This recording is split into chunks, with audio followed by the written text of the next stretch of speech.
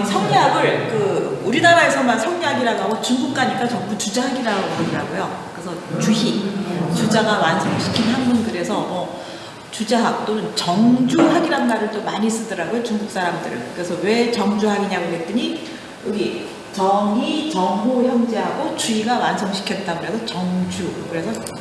성리학이란 말을 잘 이해를 못해서 우리나라에서는 성리학이라고 한다고 그랬더니 자기네는 정주학이 더 익숙하고 주자학이 익숙하다고. 이게 공자, 맹자 차원으로 이 주의 선생님이 주자가 돼서 이제 주자학. 원래 성리학이 연구하고자 했던 그 바탕은 이 우주는 도대체 무엇으로 되어 있고 인간의 심성은 어떻게 되어 있냐, 우주의 근원과 인간의 심성을 연구하는 학문인데, 원래 중국의 역사를 보면 그 한나라, 당나라 때에는 훈고학이라고 그래서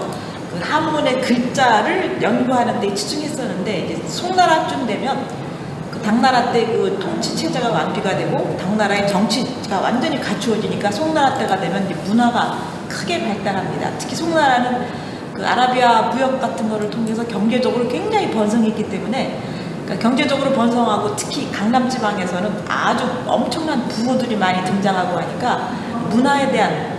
그 관심이 아주 커져서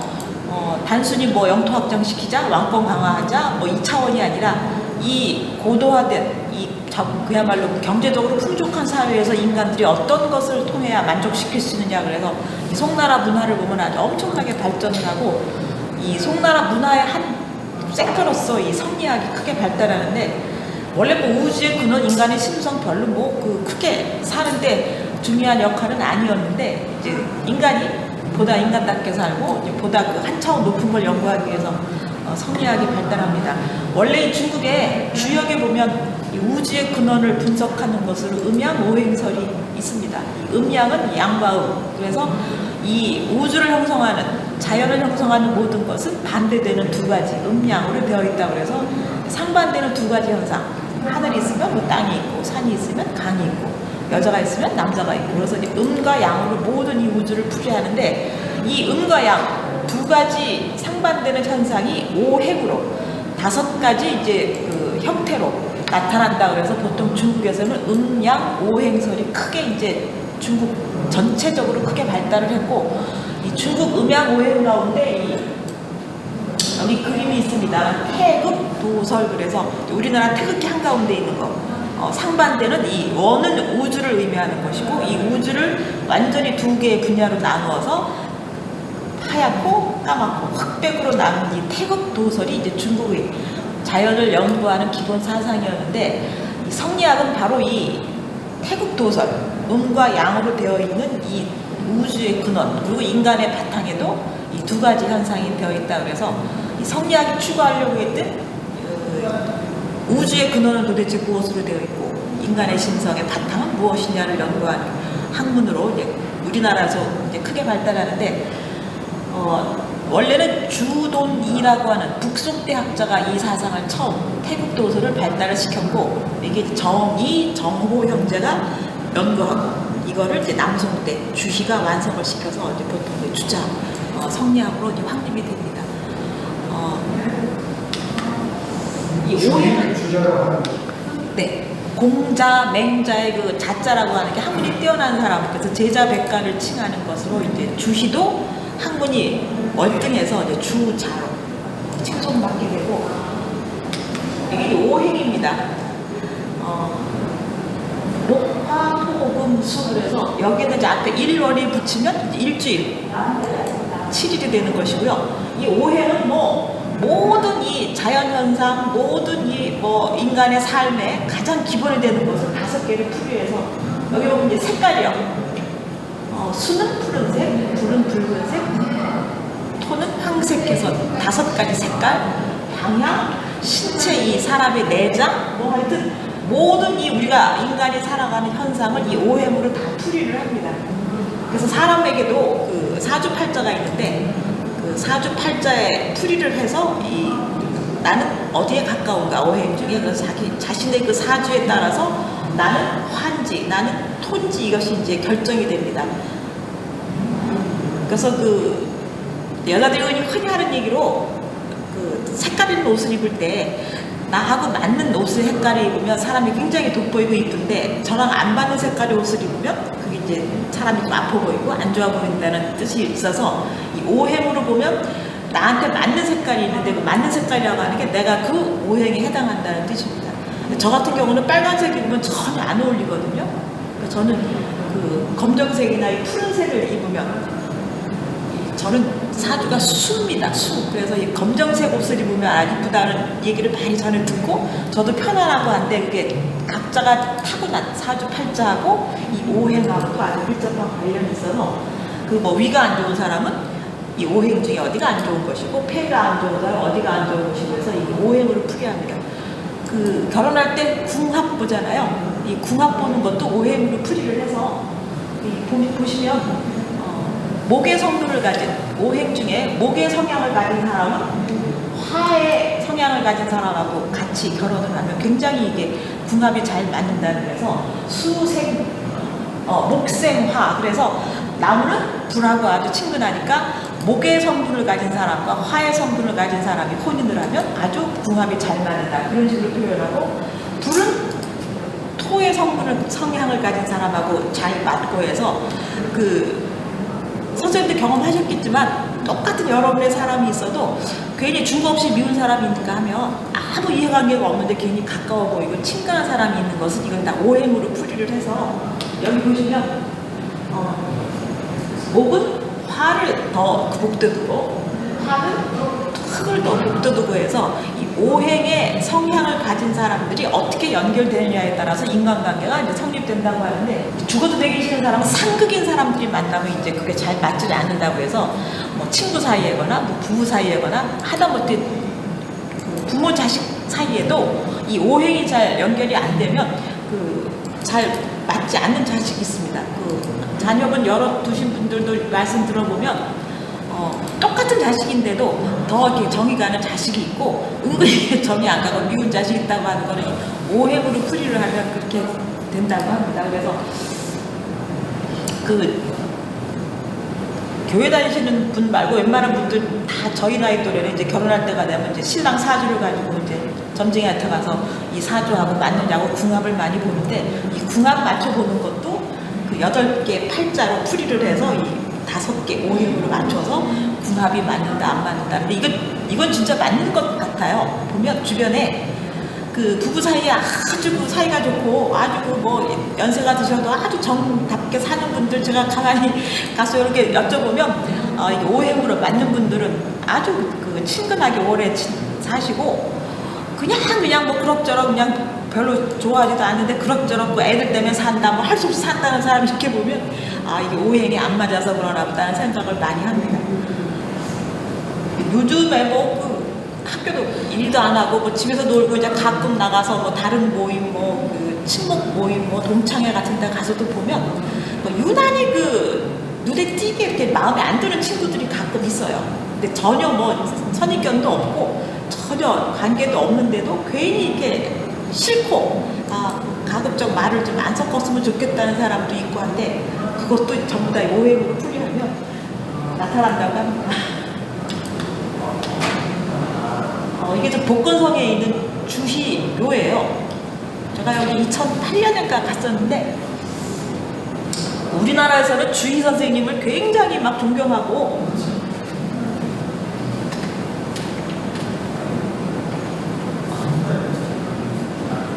우리나라 같이 성리학이 발달한 나라에서는 주자를 뭐 굉장히 존중하고 하는데 막상 그 중국에 있는 주희묘는 보다시피 아주 그 초라하다고나 할까요? 아주 동네 그 야산에 이렇게 있는데 거의 버려지다시피 했고 이 주변에 휴지가 너무 많아가지고 저희가 가가지고 휴지를 다 주워주고 막 그러고 왔었거든요. 2008년에. 근데 이 시기에 이 무덤을 만드는 양식이 돌을 이렇게 차곡차곡 쌓아서 이제 무덤을 만들었다고 하는데 중국에서는 주희를 그렇게 크게 뭐 연구하지도 않고 크게 존경하지도 않고 우리나라에서 주자를 크게 존경하고 주자를 크게 연구를 해서 우리나라에 와서 사시던 주씨 성을 가진 분들이 여기 가서 이 주희가 살던 이 동네에 가서 서당도 크게 학원 그 서원도 크게 만들어가지고 그 복원 사업도 해주고 우리나라 그 주씨 종친회에서 여기 가가지고 그 엄청나게 많은 돈을 투자를 해가지고 이 지역을 뭐 굉장히 깨끗하게 복원도 해주고 주위가 사는 마을도 가꿔주고 했다고 그래서 우리나라에도 이 주씨 성들이 저 완주 그 근처에 가면 그 사당도 하나 만들어 놓고 매년 그 주자 선생님 모시는 제도 지내고 한다는데 실제로 중국에서보다 우리나라에서 더 이 주의 선생님이 존경받고 존중받는 걸 알 수 있습니다. 이 일은 그 주희가 주자님이 그 당신이 만든 그 서원에 아침마다 이 출근했던 그 주희가 갔던 길이라고 하는데 그 모습이 그대로 남아 있어서 그 골목길에 돌로 쌓은 그리고 바닥이 돌로 되어 제가 이 가운데를 저기 걷는 그 사진이 하나 있었는데 한만 뒤져도 사진을 찾을 수가 없어서 못 찾고 이것만 그냥 올려놨습니다.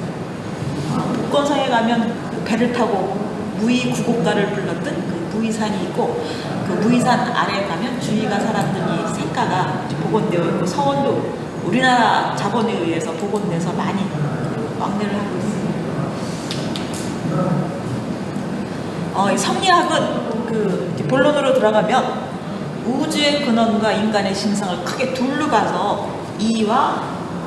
기로 나눕니다. 이게 굉장히 내용이 복잡하고 어렵고 힘든데 제가 이거 그냥 간략하게 설명할 때 이는 물이고 기는 그릇이다라고 이제 설명을 드리면 아주 이해가 쉽다고 말씀하시더라고요. 물이라고 하는 것은 물이라고 하는 성분은 있지만 모양이 없어서 물이 모양을 갖추려면 그릇에 담아야 되는데 그릇이 동그라면 물이 동그래지고 그릇이 아주 더러운 쓰레기통이면 쓰레기통에 담긴 물이 되고 맑은 유리컵에 담으면 맑은 물이 되고 해서 본래 성질, 물체가 지니고 있는 이하고 그 본래 성질이 인간 눈에 보이는 형태, 기하고 해서 이 성리학에서 추구하는 이 기론이 이제 발전하게 되는데 이는 다른 어려운 말로 이제 인간의 정신 그거에 비해서 기는 물질 현실이다라고 얘기를 합니다. 그래서 이를 추구했던 것은 이따가 그 이황 선생님 할 때 다시 한번 또 강조가 되는데요. 도덕적인 관념 세계, 그러니까 정신 세계를 추구하는 게 이의 개념이고 기는 경험적 현실 문제 그래서 그 정신보다는 현실, 경험, 지식, 물질을 강조했던 게 기의 사상입니다. 그래서 그 성리학이 추구하는 이가 중요하냐, 기가 중요하냐, 본래 성질이 중요하냐, 아니면 우리 눈에 보이는 기가 중요하냐, 이걸 가지고 크게 연구하고 다툼하고 싸움하고 하는 게 조선시대 때 당파 싸움입니다. 그래서 우리나라에서 주리파, 이황 선생님, 주기파, 이 선생님에서 이황과 이의 학설을 놓고 그 두 분은 그 나이 차이가 30년 정도가 차이가 나서 같은 관직에 있지는 않았는데 이황이 먼저 이 성리학을 완성을 시킨 것을 이가 나중에 자신의 학설을 거기다 플러스 시켜서 이 나름대로의 성리학을 확립시켜서 주리 사상이냐 주의 사상이냐 조선 16세기 이후 엄청나게 이 두 사상이 대립을 합니다. 결국 우리나라 오늘날까지 우리나라 사람들의 이 정신세계를 지배하는 것은 이냐 기냐의 싸움입니다. 그 지난번에 개화사상 할 때도 말씀드렸지만 이를 주장하는 사상과 기를 주장하는 사상이 각 시대마다 각 그 17세기, 18세기, 19세기를 지나오면서 형태를 바꿔서 계속 대립되는 이 대립이 그냥 단순한 대립이 아니라 그 같이 상생하는 대립이 아니라 완전히 자기와 생각이 다른 것을 배척하고 그것을 누르려고 하는 엄청난 분단 정치 당파 싸움으로 전개가 되면서 19세기에 위정척사 사상하고 이제 개화 사상으로 이게 이기가 계속 발전을 하게 되고 위정척사의 대립과 그 개화 사상의 대립이 결국 19세기 우리나라 역사를 크게 혼란을 시켜서 이제 식민 통치를 받게 되는 결과를 초래하게 됩니다. 그래서 이 성리학이 추구하는 이가 중요하냐, 기가 중요하냐, 그러니까 한마디로 정신이 중요하냐, 물질이 중요하냐입니다. 도덕이 중요하냐, 현실이 중요하냐, 어느 것을 더 치중할 것이냐를 이제 연구를 하는데 이게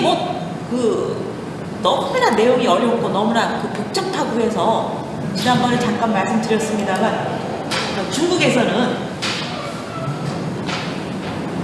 이게 정치학으로 너무나 동떨어져 있고 실질적으로 국가를 발전시킨 거나 뭐 국가를 통치하는 데는 별로 도움이 안 되니까 중국에서는 이 성리학을 연구를 그칩니다. 그래서 송나라, 원나라 때까지는 성리학이 쭉 발전하다가 명나라가 되면 중국에서는 그 왕수인이라고 하는 사람이 양명학이라고 하는 실천적인 학문을 연구해서 중국에서는 성리학이 굉장히 학문적으로 우수하고 굉장히 차원 높은 학문이지만 국가를 통치하는 데에는 별 쓸모가 없다고 해서 중국에서는 성리학을 포기를 한 것을 이제 우리나라가 이 성리학을 들여다가 중국이 포기한 성리학을 우리나라에서 이걸 완성을 시켜서 특히 이제 이황 선생님이 이걸 완성을 시켜서 이황은 동방의 주자, 우리나라의 주자, 동양의 주자다라고 이제 칭송을 받게 되기도 하고 주희가 얘기했던 이 주의론을 이황이 더욱 완성을 시켜서 중국, 우리나라, 일본에 걸쳐서 성리학의 대가로 성리학을 완성시킨 사람으로 크게 이제 존경을 받게 되는 게 이황의 성리학입니다. 이따가 이제 상세하게 설명을 다시 드립니다. 이 성리학이 우리나라에 들어온 게 이제 고려 충렬왕 때 안향이라고 하는 사람이 성리학을 처음 들여오는데 고려 말이라고 하는 정치 상황이 아주 혼란하고 어지러울 때고 충렬왕 때니까 원나라 간섭을 받는 시기입니다. 그 고려는 그 몽고의 침략을 받아서 약 100여 년간 그 몽고의 지배를 받게 되는데 그 앞에 충자가 들어가는 임금 시기에 그 충렬왕 때 원나라와 좀 활발한 문화 교류를 하면서 안향 선생님이 원나라에서 성리학을 우리나라에 처음 소개를 합니다. 당시 고려 말에 그 정치적인 혼란, 그 뭐 홍건적 쳐들어오고 외교 쳐들어오고 굉장히 그 사회적으로 혼란할 때 이 성리학을 들어와서 우주의 구던이 무엇이고 인간의 심성을 연구한다는 이 철학적인 학문은 당시 고려를 지배하던 불교 사상이 국민들의 정신세계를 황폐화시키고 있었는데 불교가 너무 타락하고 부패해서 그 혼란하고 부패한 고려 사회에 아주 신선한 충격이었습니다. 이 성리학이. 이런 우주의 근원을 연구하고 인간의 심성을 연구하는 이런 훌륭한 학문이 우리나라에 들어왔다는 것이 너무나 신선한 충격이고 당시에 그 학자들 사이에서는 뭔가 자신들의 그 정신세계를 지배하고 자신들이 그 몰두할 수 있는 새로운 뭐 아이템이 필요했었는데 성리학이 들어오자마자 당시에 그 신진 학자들이 성리학에 아주 엄청나게 빠져들기 시작하고 이재현 그리고 이색 같은 분들은 안양이 전달한 성리학 학부는 이 양이 차지를 않으니까 직접 원나라에 갑니다. 원나라에 가서 그 만권당이라고 그래서 그 춘선한 때 연경에 만든 그 왕립 도서관이 있었는데 그 도서관에서 직접 중국에 있는 성리학을 연구하고 이제 돌아와서 우리나라 학자들에게 성리학을 전파시키고 확대를 시킵니다. 그래서 고려 말에 그 원나라를 통해 들어온 성리학, 원나라까지 건너가서 성리학을 연구 돌아온 사람들에 의해서 그 젊은 학자들이 그 성리학을 연구하게 되고 이들을 가리켜서 신진 사대부라는 명칭을 붙입니다. 사대부 사대부하는 명칭이 조선시대 때 지배계층으로 성리학을 연구하는 신진 계층들을 신진사대부라고 하고 실질적으로 고려 말에 고려를 지배했던 세력은 권문세족이라고 해서 그 최씨나 아니면 쭉 세습되어 있던 귀족들이 고려를 지배하고 있었는데 이 막강한 고려의 권문세족에 대항해서 신진 학자들이 성리학이라고 하는 새로운 학문을 연구해서 이제 권문세족에 대항을 하게 됩니다. 이들은 주로 지방에서 그 향리 낮은 계급의 그 관직에 속했던 사람들이 성리학을 열심히 연구를 해서 이제 중앙에 가서 과거 시험을 쳐서 워낙에 공부를 열심히 해서 과거에 급제를 하게 되고 과거 급제하면 이제 관리가 되고 그래서 새로 신진 지방 출신의 향리 출신의 관리들이 지방에 이제 서울에 진출을 하게 되고 기존의 세력을 장악한 권문 세족들은 새로 등장하는 이 신진사대부를 제거하기 위해서 이제 엄청난 그 세력을 규합하게 되고 고려 말의 혼란입니다 이게. 그래서 이 고려 말의 이 혼란을 그 수습을 하고 이미 고려는 너무 황폐해지고 너무 어려우니까 여기서 이 부패한 고려는 끝을 내고 새 나라를 세우자라고 등장하는 신진사대부들이 등장해서 이제 조선을 건국하는 계기가 마련이 됩니다. 그 당시에 그 우리나라에 그 안양이 들여온 성리학을 많은 학자들이 원나라에 가서 연구하고 돌아온 성리학을 우리나라 성리학으로 확립시킨 사람이 정몽주입니다. 그 정몽주는 그 저희가 국사를 배울 때에는 뭐 최고의 충신이고 송 성도 3절에 포함이 돼서 아주 엄청난 학자로 칭송을 받았던 게 정몽주인데 실질적으로 우리나라가 현대에 들어오면서 이제 정권이 바뀌고 새로운 정부가 수립되면서 정몽주 쪽보다는 신진사대부 쪽에 특히 정도전의 생각을 더 지지하게 됩니다. 그래서 이성계가 크게 대두가 되면서 정몽주 같이 망해가는 나라의 충성을 표하는 그런 고리탁타분한 사상보다는 망해가는 나라 끝을 내고 새로운 국가를 세우자고 했던 신진사대부들이 더 요새는 부각이 돼서 요즘 교과서에 정몽주는 등장도 안 합니다. 대신에 정몽주, 신진사대부 사상이 많이 강조가 되고 등장이 돼서 나라가 혼란하고 어지러우면 그 나라를 지키려고 할 것이 아니라 끝을 내고 새로운 나라를 세우려고 하는 개혁 주장이 점점 많이 등장.